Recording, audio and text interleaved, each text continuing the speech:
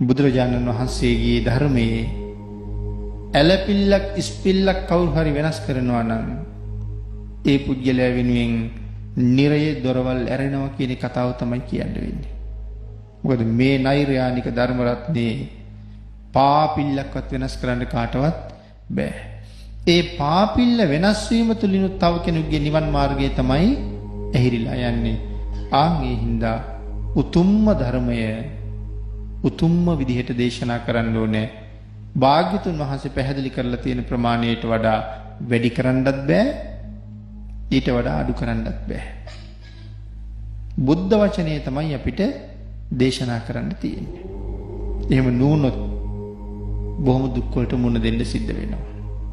ධර්මයට පිටුපාපු අයට, ධර්මයේ වෙනස් කරපු අයට වෙච්ච දේවල් පිටකින් අපේ අය මං හිතනවා අහලා තියෙනවා කියලා.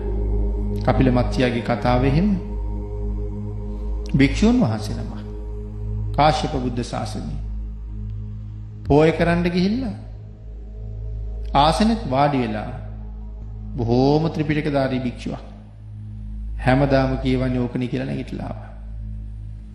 ඉතින් විනය කියන කාරණාව දවසින් දවස වෙනස් වෙන්නේ නැහනේ. හැමදාම විනයමනේ. ඉතින් මේ පොයකට ගිහිල්ලා කරන්නේ ප්‍රධාන වශයෙන් විනය සත්‍යයනා කරන එකනේ. ධර්මයට අගෞරව කරලා හැමදාම මොකද කියවන්නේ කියලා නැගිට්ටා. එවන් දරුණු පාපයක් නිසා තමයි නිරේ ගිහිල්ලා ඉපදෙන්න උනේ. නිකන් නෙමෙයි අවීචියේ ඉපදුනේ. අන්තර්කල්පයක් අවශ්‍ය. අවීචියේ ඉපදිලා අපේ බුදුරජාණන් වහන්සේගේ කාලේ මනුස්ස ලෝකෙට ආවා. මනුස්ස ලෝකෙට ආවා කියන්නේ මිනිසෙක් වෙලා ආව නෙමෙයි. අවීචියෙන් මිදලා තිරිසන් අපායට ආවා. ඇවිල්ලා මාළුවෙක් වෙලා තමයි ඉපදුනේ. ඒ මාළුවාගේ නම කපිල. හැබැයි එයාට නම භාග්‍යතුන් වහන්සේ තමයි තියන්නේ ඇත්තේ. හරිම ලස්සනයි. බොහෝම විශාලයි රන්වන් පාටයි. යසෝජ කියන දීවර නායකයාගේ දැලට තමයි අහුවෙන්නේ. කියන්නේ යසෝජ කියන දීවර නායකයාට දීවරයෝ 500ක් ඉන්නවා. ඒගොල්ලන්ගේ දැලකට තමයි මාළුවා අහුවෙන්නේ. විශේෂ මාළුවෙක්නේ. ඒ නිසා නැවේ දාගෙන අරගෙන ආව රජුරු ගාවට. රජුරු මාළුවා දිහා බැලුවා. රත්තරන් පාට මාළුවේ කවදාවත් දැකලා නැහැ. හරි විශේෂයි. ඒ නිසා රජුරු තීරණය කළා අරන් යමු බුදුරජාණන් වහන්සේ ගාවට කියලා. මාළුවා අරන් ආව බුදුරජාණන් වහන්සේ ගාවට. භාග්‍යතුන් වහන්සේ එන්නත් කලින්ම දන්නවා මොකද්ද වෙන්න යන්නේ කියලා. නමුත් මේ මිනිස්සුන්ට සසර හැටි පෙන්වන්න ඕන හින්දා අපේ බුදුරජාණන් වහන්සේ මාළුවාට භාග්‍යතුන් වහන්සේගේ ආඥාව දීලා ශක්තිය යොදලා මාළුවාට කතා කරුවා බුදුරජාණන් වහන්සේ. බුද්ධ ආඥාවෙන් මාළුවා කතා කෙරුවා. බුදුරජාණන් වහන්සේ මාළුවාගෙන් අහනවා කපිල කොහේ ඉඳලාද ආවේ කියලා. ස්වාමීනි අවීචියේ ඉඳලා ආවා. සඳහන් කරනවා බලන්න ලස්සනයි ඇඟ.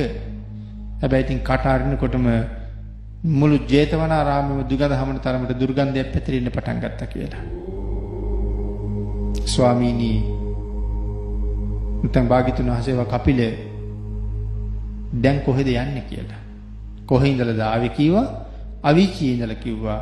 කොහාටද දැන් යන්නේ කියලා කිව්වා. ස්වාමීනි ආයෙත් අවීචියට. එහෙම කියලා දුකෙන් වේදනාවෙන් තමන් දාලා හිටපු භාජනයේම තමන්ගේ හිස ගහගෙන මැරිලා ආපහු කපිලා අවීචියටම ගියා. මේ භික්ෂුන් වහන්සේ නම එදා ධර්මයට නිග්‍රහ කළා. නිරේ දුක් විඳලා තිරිසන් අපායට ආවා. ධර්මයට නිග්‍රහ කළාට සීලේ හානියක් තිබුණේ නැහැ. ඊටාම පිරිසිදුව සිල් රැකගෙන ආවා.